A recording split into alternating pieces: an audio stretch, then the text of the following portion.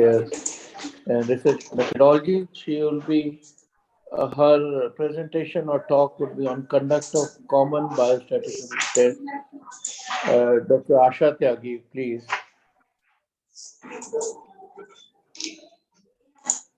A very good morning.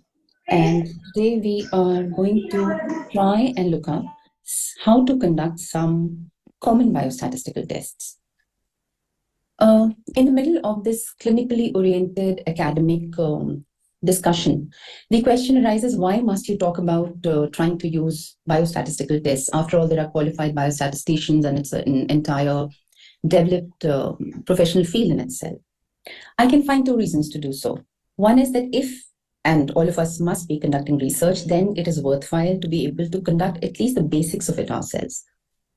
Second is that in an era of evidence-based medicine, where we are basing our clinical practices on research, we must have the ability to interpret that research correctly. And for that, a certain mandatory knowledge of biostatistical tests, at least the common ones, I feel becomes imperative.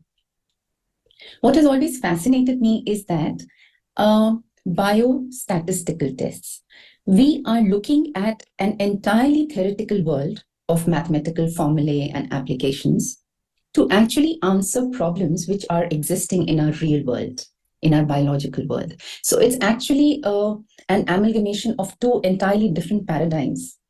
So having said that, to be able to apply a biostatistical test, the preliminary requirement is that I need to understand to what do I want to apply these.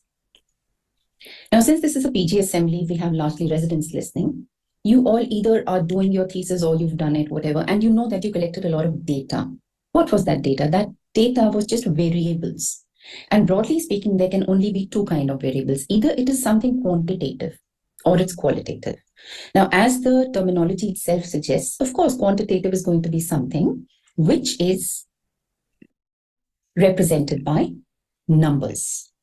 Now, what is a little complicated, however, is that these numbers can be of two kinds, and hence quantitative data can be either continuous or it can be discrete. How I have chose to understand it over the years is that continuous is something which you can represent from 0 to infinity, which means on a number line. Let's look at age. It can be anything from 0.1 onwards, 1, 1.2, 1.4, 1.6, and similarly for weight and height. On the other hand, there may be certain numbers which are not really continuous. They are discrete, which means that they can either be 1 or 2 or X or Y or Z, whatever. Let's say parity, let's say gravidity, let's say number of patients or number of children. So this is a discrete quantitative data.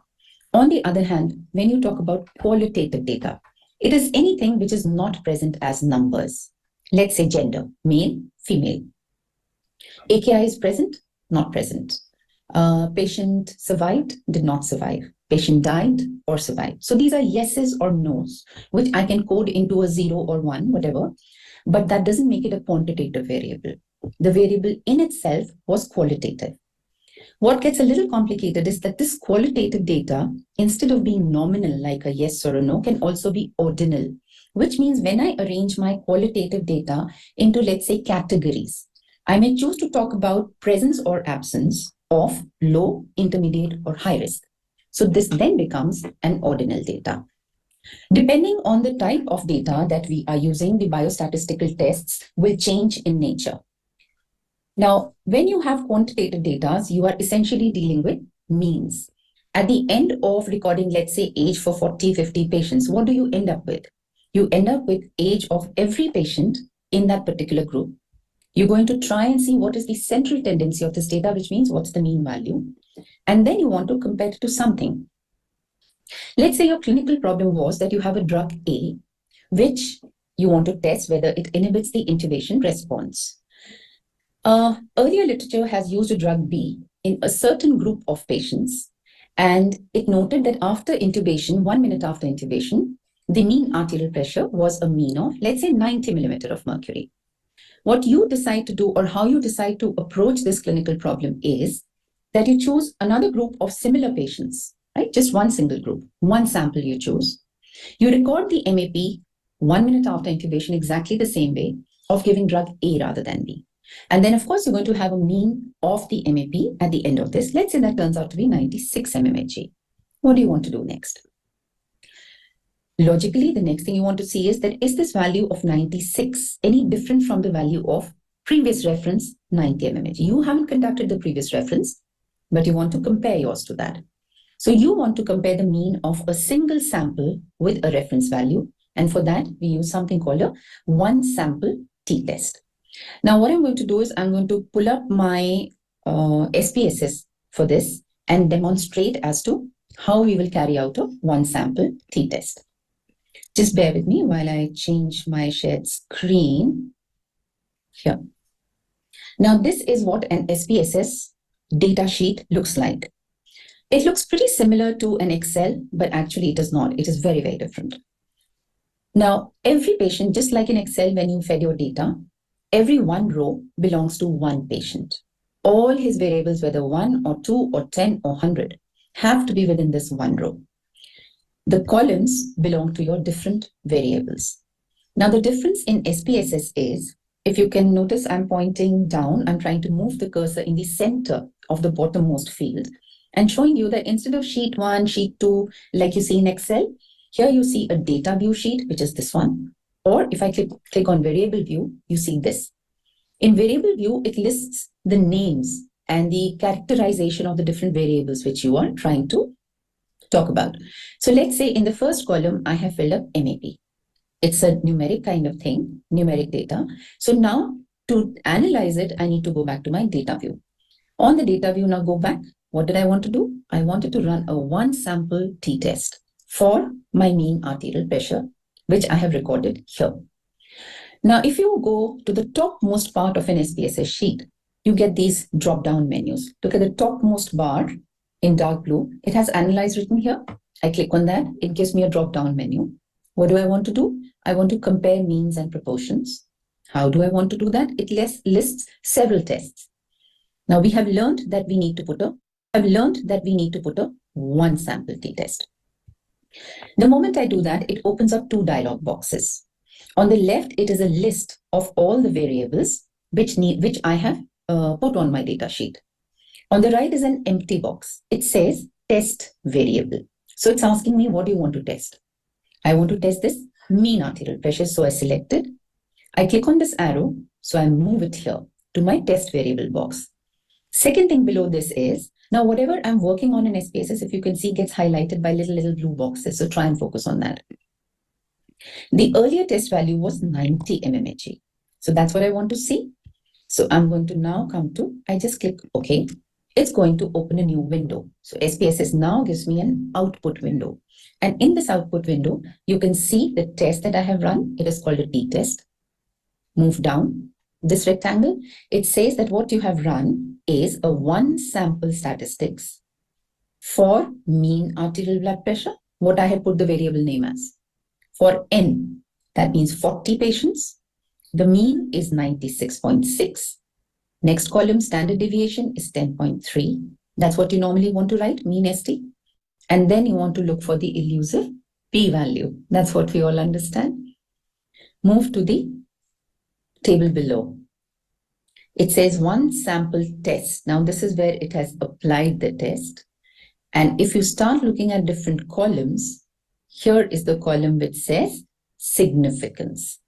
And it gives you the significance or the p-value as one or two-sided. Remember, for all practical purposes, you are reading a two-sided p-value. If time permits, we can talk about the one-sided also. And the value here is less than that magical figure of 0.05. It's less than 0.001. So yes, it is significant. So what do you conclude? You conclude that these two values are significantly different. That's it. So we just ran a one sample t-test. What do we want to do next? Now I decide to approach this problem a little differently. I'm still trying to see whether drug A is good to inhibit intubation response. The outcome that I'm looking at is the MAP 1 minute after intubation. But what I do now is that I randomize my patients to two groups, right? One receives drug A, the other receives drug B, and then I get a mean of this 1 minute MAP in both groups. and I want to compare that. Okay. Now, supposing I want to compare two means in two different groups. Both groups are not related to each other in any way. I still run a t-test, but an unpaired t-test. How do I do that? Again, it's going to be very simple. Let's pull up our data sheet again. The way you record your data now needs to change. You are still writing the MAP in the first column, but now in the second column, you need to tell me which group the patient belongs to, correct? So in front of every MAP, I have written the group. Let's say 0 and 1 here are the two groups I have named. How will I remember whether 0 was drug A or 1 was drug A? So when you go to the variable view here, if you notice, for the group, under this, keep tracing it, under the label group, I have put that drug A is 0. So I'll never forget it. Let's go back to data view. Let us run. Again, analyze. I want to compare the means by independent samples t-test. So instead of unpaired t-test, SPSS writes independent samples and a t-test. How are we going to run it? Again, the left side, it lists all variables which you have compiled in the data sheet. It's asking for a test variable. What is my test variable? Mean arterial pressure. So right, it comes here. But now it also asks below this, the second drop box or the second empty variable you need to feed in is the grouping variable, which here we go. This is what we had written. So just move it to this, but it wants you to define the groups. So my group 1, I had named as 0. My group 2, I had named as 1. So now let's just run the test again. Takes a little time, depending on how large your test is, the time taken is going to differ.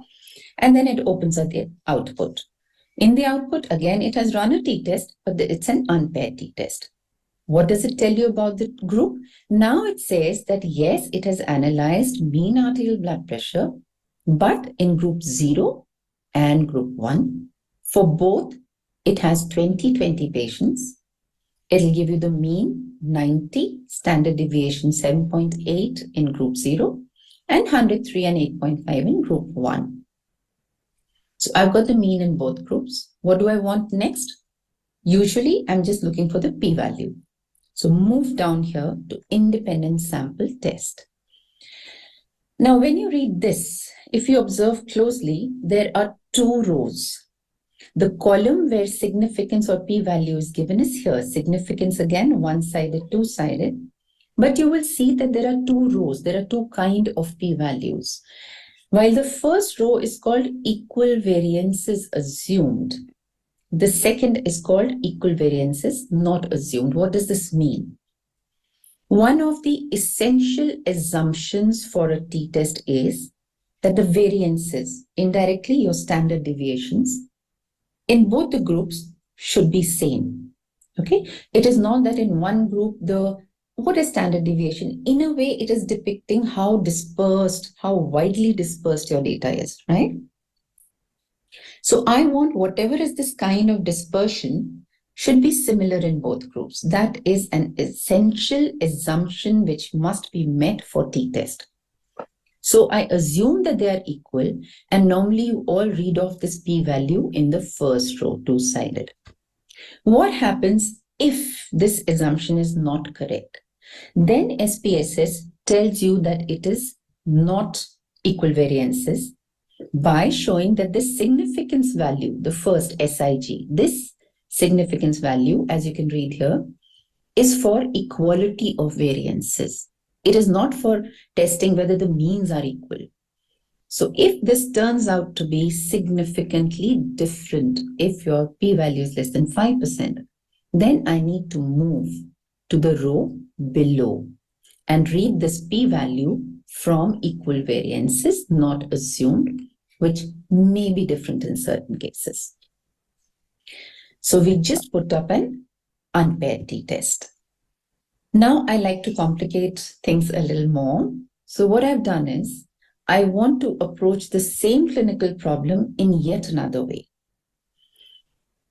Somebody says that, no, I want to test drug A for this inhibition of intubation response. I do want to measure the MAP at 1 minute as my outcome variable, but I want to see what is the individual response, which means in every patient, I want to measure the MAP prior to intubation and then at 1 minute after intubation. And then I want to compare the means that I derive for these. Now, what is the distinction in this kind of data? This is what we typically say pre-intervention and post-intervention data. Or let's say this data is paired. So even though you're going to think of these means as belonging to two different samples, actually they're not two different samples. These two samples it's the same patient. So it is a paired data. So does my t-test change? We saw what a one sample and a unpaired t-test was like. Now here, what we need to put is a paired t-test. So you need to be able to identify which t-test you require. Only you can do that. The software cannot do that. But once you know that correctly, you open up your sheet again. And how you have plotted now your variables is that you have a pre-test MAP now. In this column, I have put. In the next column, I put the post-test MAP.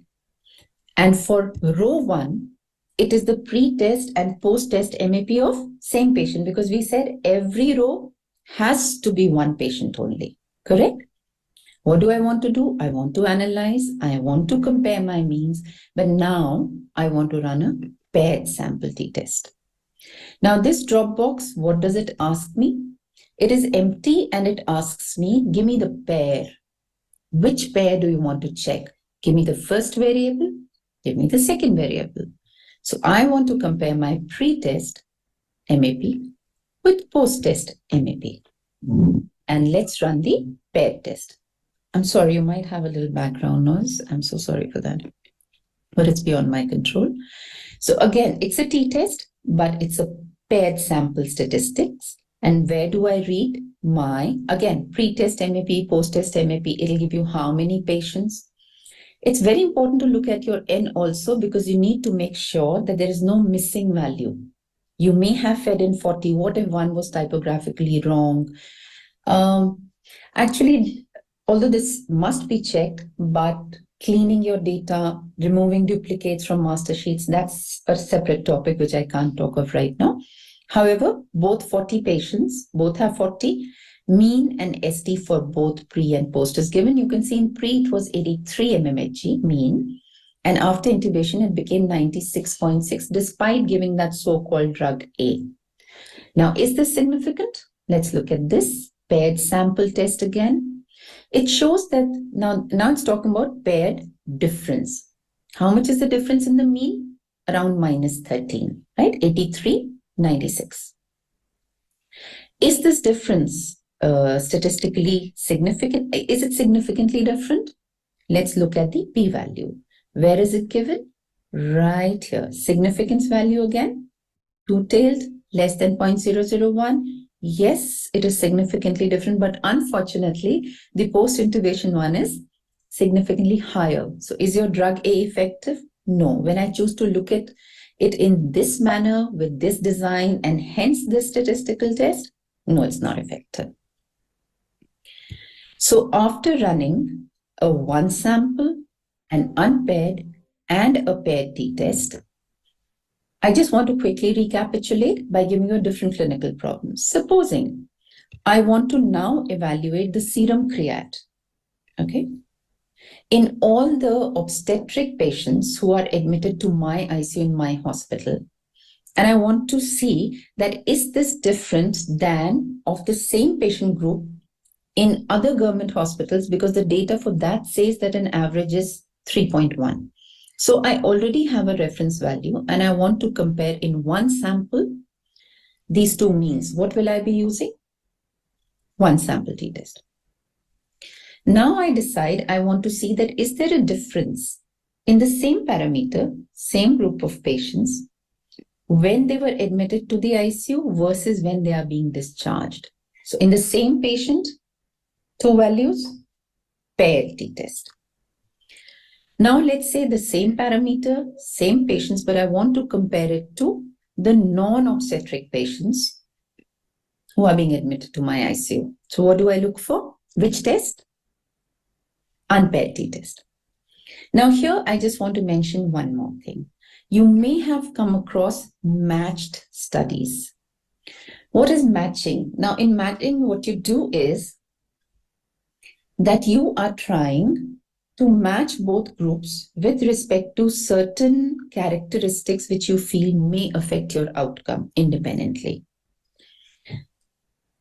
Let's say I decide to see the creatinine for OBS patients in my ICU versus I want to compare it with those OBS patients not in ICU but in my obstetric wards. I must match them for age. They should be a similar age.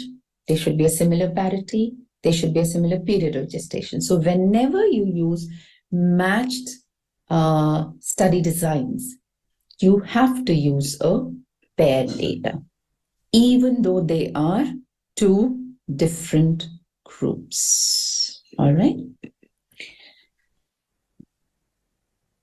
Now I decide to change my study design even more. It is still an RCT. I'm going to do an RCT only. I'm going to use the drug A and the drug B, but I add a third group in whom I give a placebo. I still want to compare the means of the MAP 1 minute after intubation, but now I'm comparing three groups. What test do I use? So now I'm going to use a different test. It's not a t-test. It's a one-way ANOVA. Please remember that ANOVAs are of several kinds, and for this particular reason, multiple group mean comparison, it has to be a one-way ANOVA. And how do I run that? We will again go back to my SPSS sheet. What have I done now?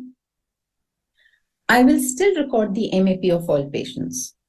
But now for the group, instead of two groups, I have three. So if you can see, I've written a 0, 1, and 2.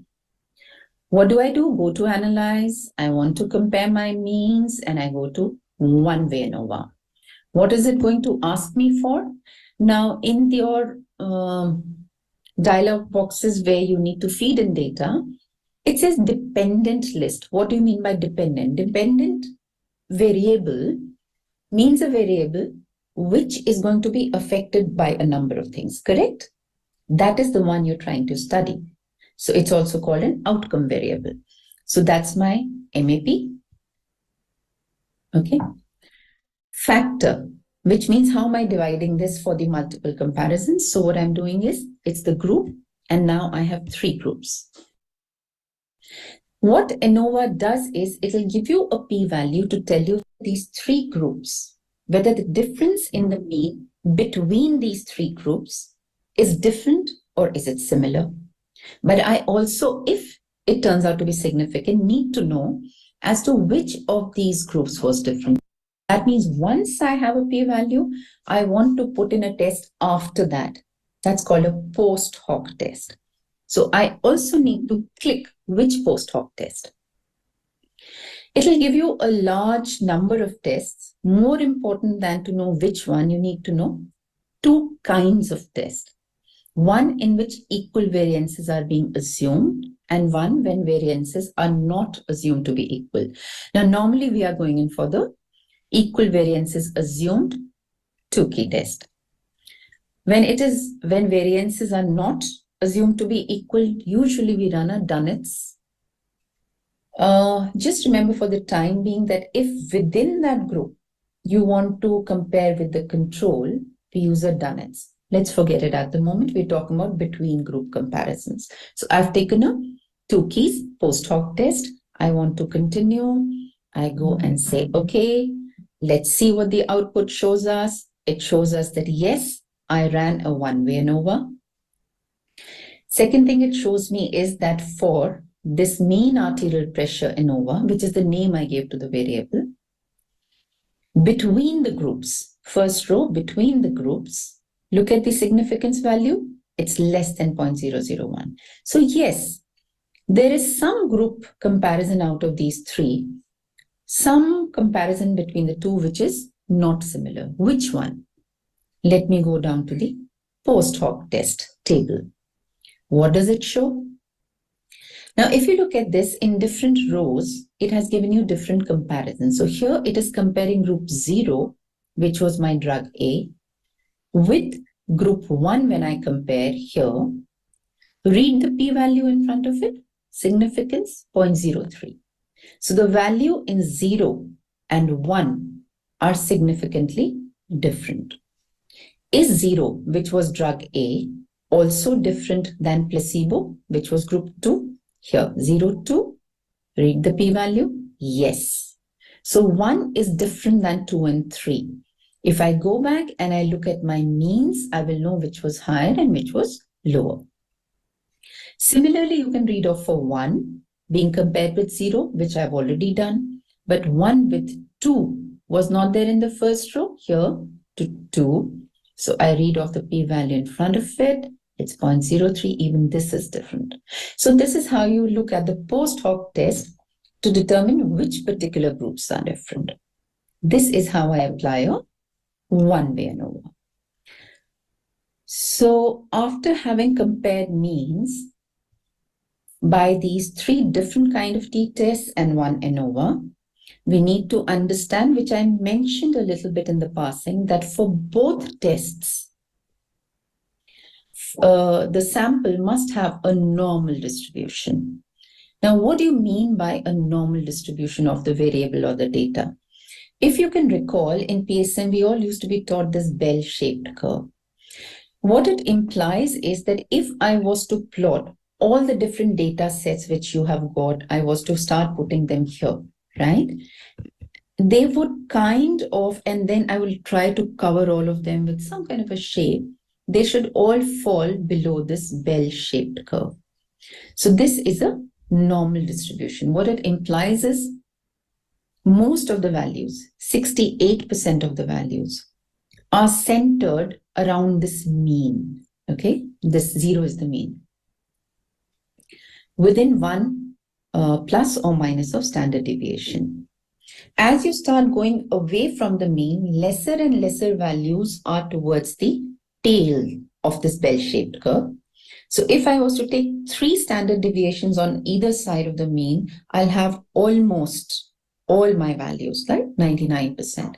1 standard deviation, close to 70%. 2 standard deviation, 95%. So if this is a mandatory condition before applying my t-test and ANOVA to my data variables, how do I know whether it's normal or not? I'm not going to plot all my different, say, 100 age dots and then see, am I manually? No. Now, one very crude way of making out is, when you see your mean plus minus standard deviation, if you see that your standard deviations are very large, let's say your mean is 10 plus minus 8. So the standard deviation is almost equal to the mean. What does it mean? What does it imply? That for this mean value of 10 units, your standard deviation, so 10 plus 8, your last value is going to 18, right? On this extreme. 10 minus 8, 2, so it's here. So this is not bell-shaped. This is a very skewed data. Most of the data points are going towards one direction. So if your standard deviations are larger than 1/4 or 1/5 of your mean, it suggests that it is not a normal distribution. Best way to do it, you can run a separate statistical test called KS test, which again the SPSS gives you, or you could look at histograms and see. Now I'm going to just pull up the SPSS and we are going to work out on one any data to see whether it is normally or not normally distributed. Now supposing I'll check 2 variables to just show you what it looks like for a normal and a non-normal test. Analyze. I want to run a non-parametric test. Here it is written. Okay. What non-parametric? When you go to this legacy dialogues here, it gives you a one sample KS. This is what I'm trying to run. What do I want to check it for? Supposing I want to check my pre-test MAP. Is it normally distributed? I want to check my post-test MAP. Is it normally distributed? And I click on normal. Let's see what it does. Now in the output, you can see that it runs NPAR means non-parametric test. And here is the one sample KS test. So it has taken all the data points together. Remember, when you run a KS test, ideally, you should be running for all groups independently. If any one group has a non-normal distribution, your tests are going to be non-parametric tests. We'll come to that. So when you see this one sample KS test, look at the asymptomatic significant values, this two-tailed one. When you trace it, you see that it is 0.2 for the pre-test MAP, okay? And it is 0.02 for the post-test. So p-value is less than 5% for the post-test MAP. This means that post-test MAP is not normal in distribution. Supposing we were talking about histograms earlier. Go to graphs, go to a chart builder, and I want to build a histogram to see the data distribution now. Okay. I want this histogram simple. So I pull it here. What do I want to see the histogram for? For post-test MAP, because it was saying that it doesn't seem to be normal. Let's see what it looks like. Okay. Here. So if you were to draw a sort of a curve, can you see the maximum value is not at the measure of central tendency. It is not in the middle. So it is definitely not bell-shaped. Okay. It would be skewed to this left side. So this is not normal. On the other hand, if I was to again try and construct a similar histogram for the pre-test, which we said was normal. Let's see what it looks like.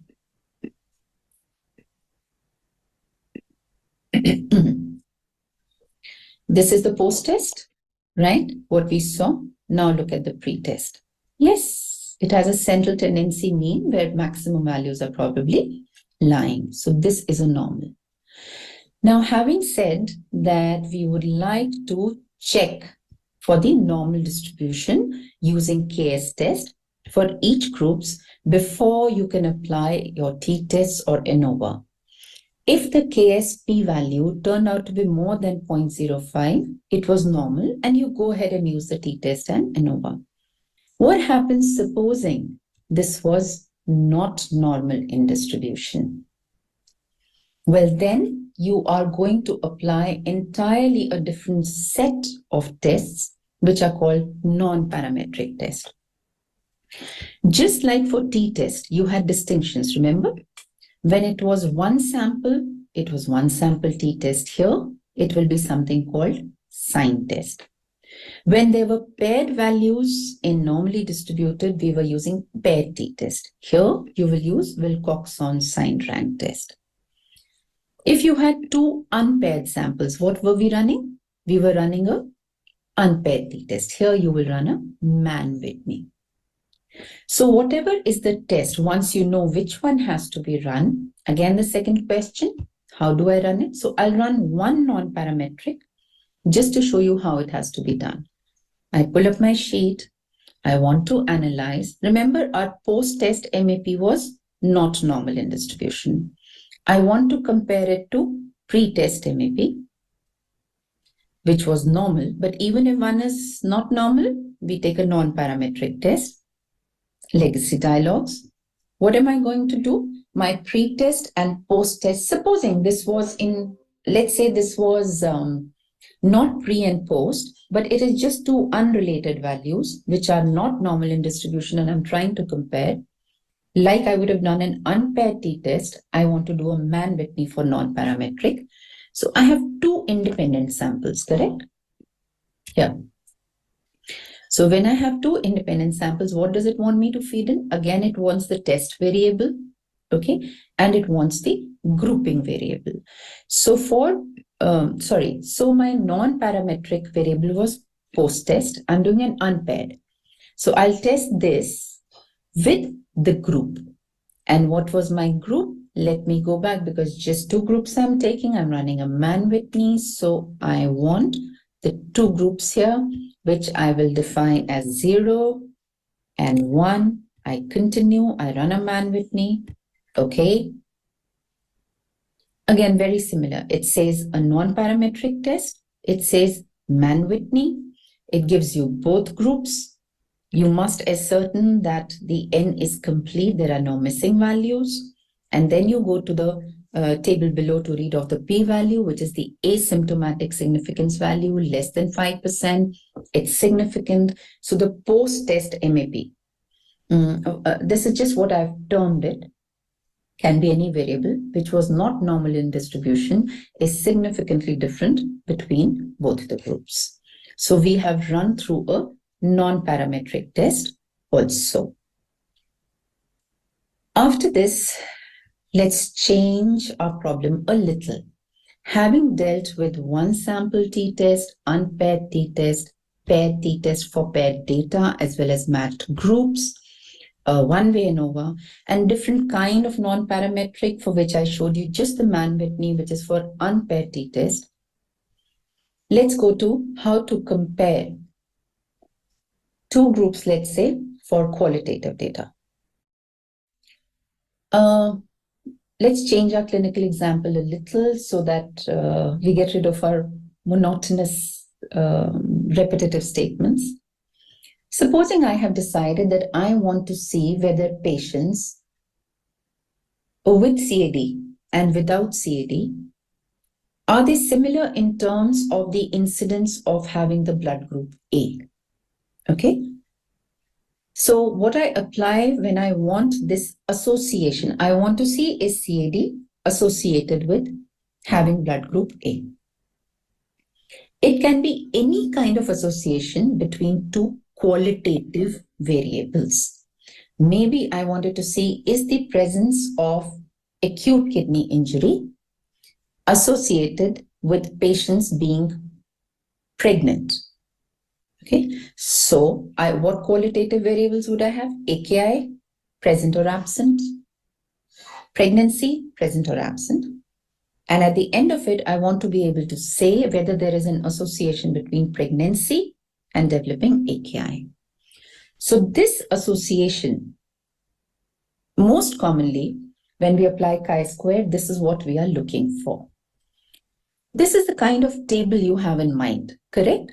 So what I'm trying to see is the association between two qualitative variables.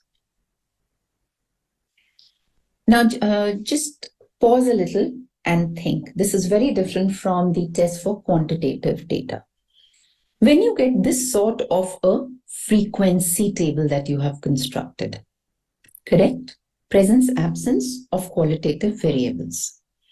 This is what I will make for my data.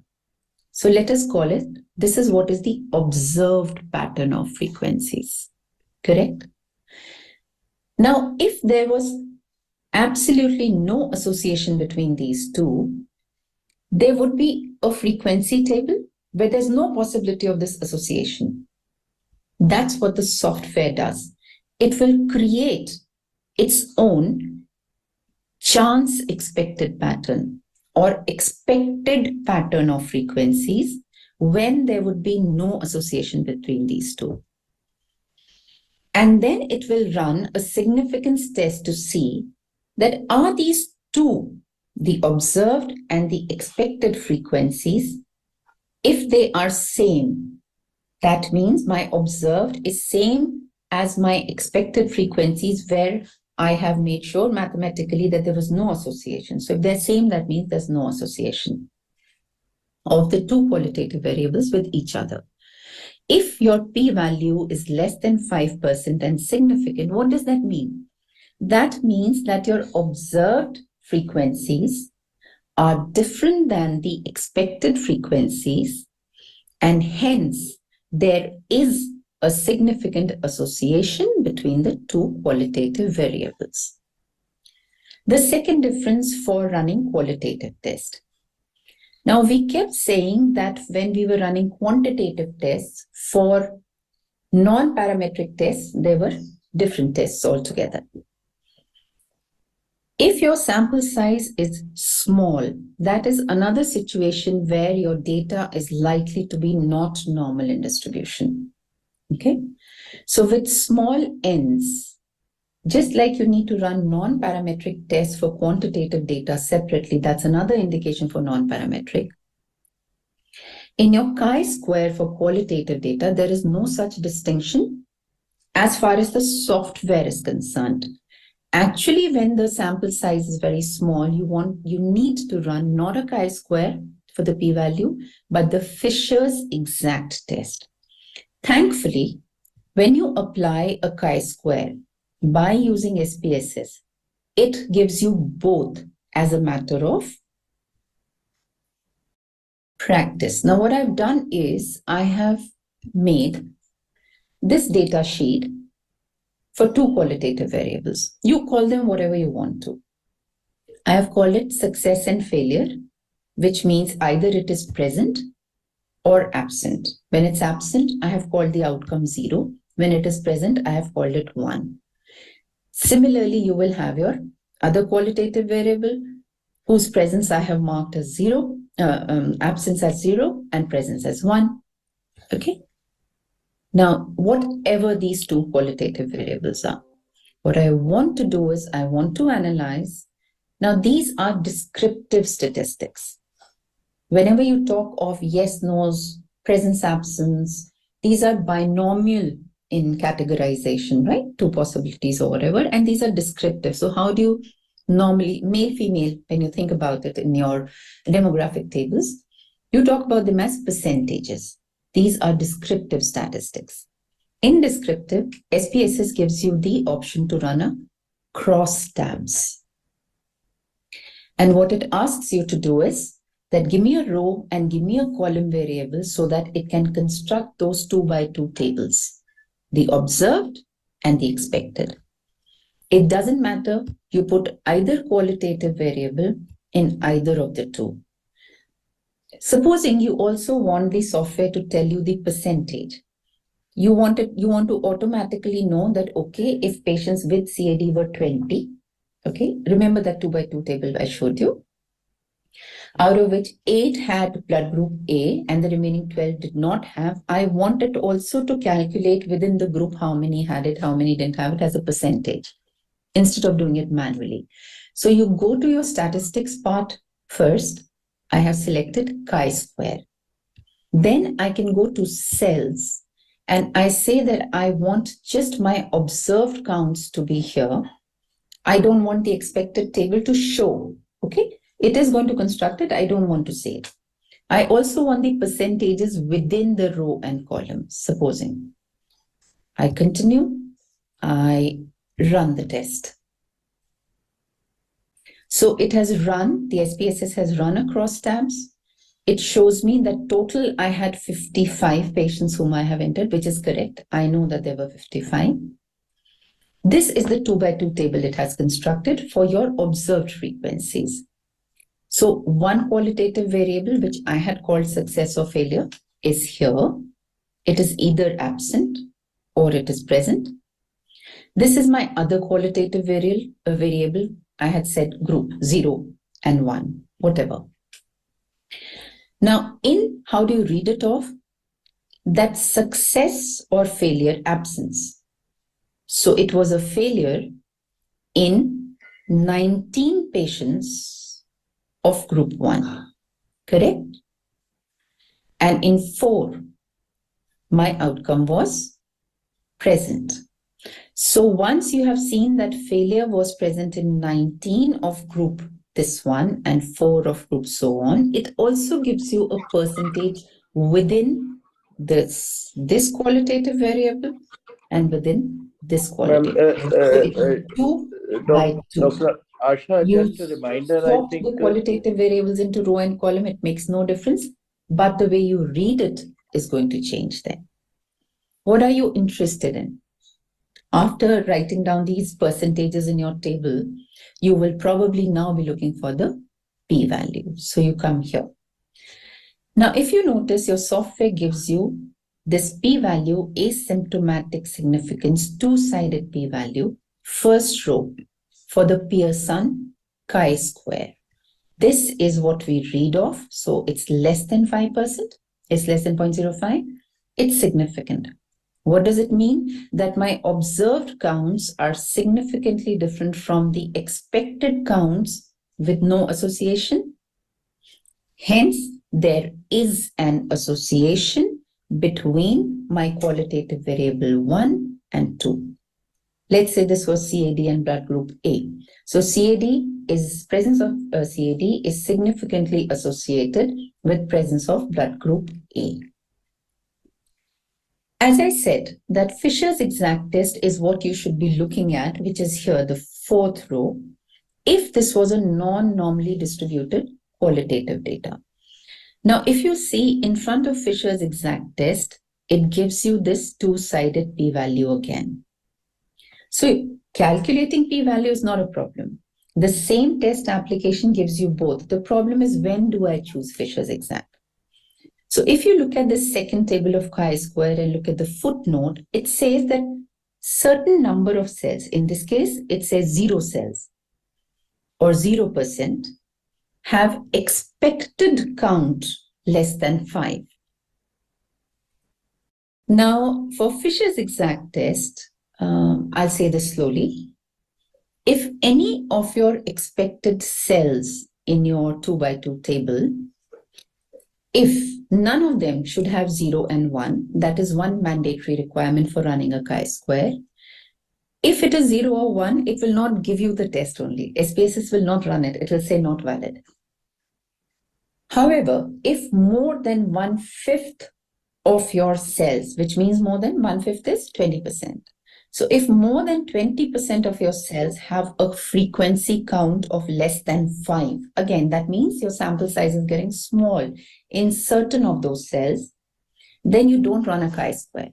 You read off the Fisher's exact. So if this footnote says this percentage of cells, what is written, if this is 20% or more, have expected count less than 5, then remember to read off the p-value of the Fisher's exact test here, not the chi-square.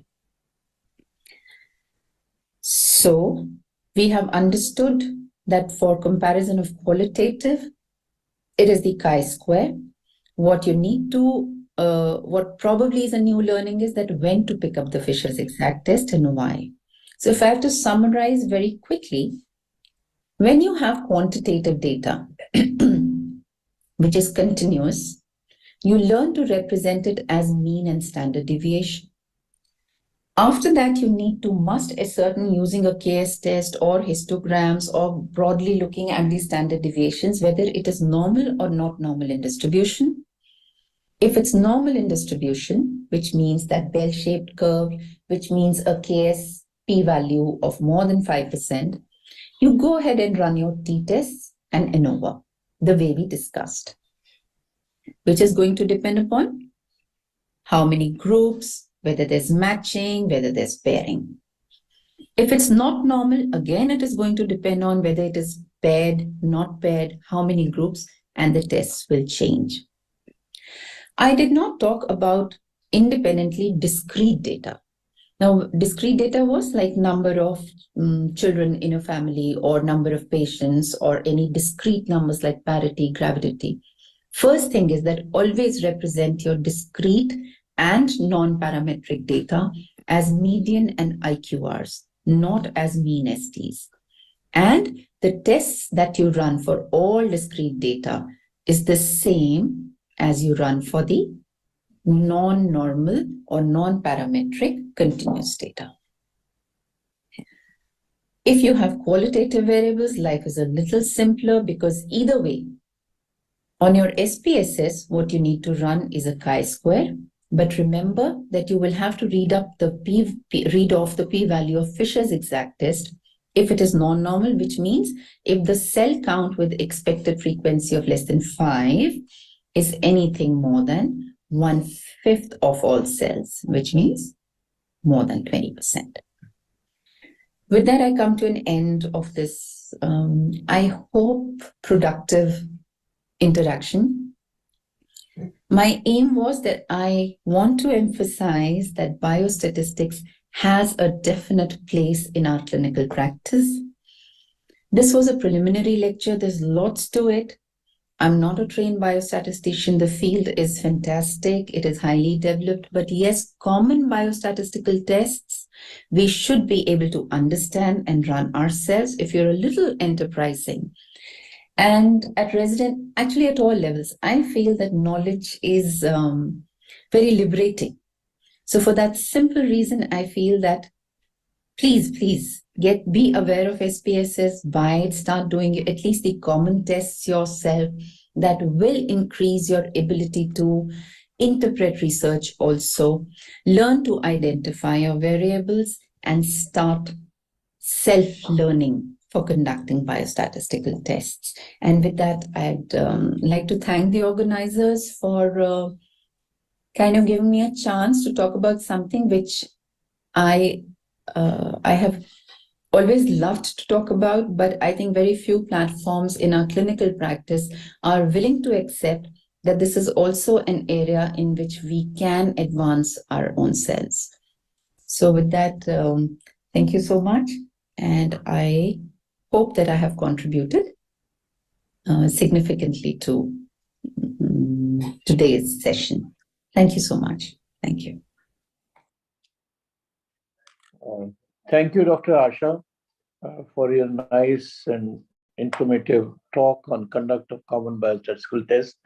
Nowadays, for research, it is really important to have a reasonable idea of biostatistical research, without which it is difficult to conduct any randomized study or any analysis. So thank you very much. Uh,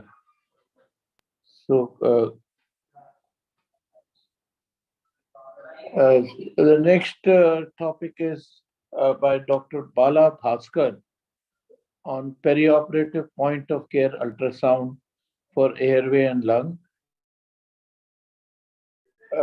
at VIMS Bellary, and is a member of publication committee of World Federation of Anesthesiologists, past national president of ISA, past editor of chief, and he has multiple achievements to his credit. Ultrasound is really come in a big way. In fact, it is even a complex to the radiologists because quite a substantial portion of their work for which we were dependent earlier in OT as well as critical care has been taken care of by our people. And the younger people need to be familiar and reasonably good in managing, in working of the ultrasound and managing airway and lung diseases. So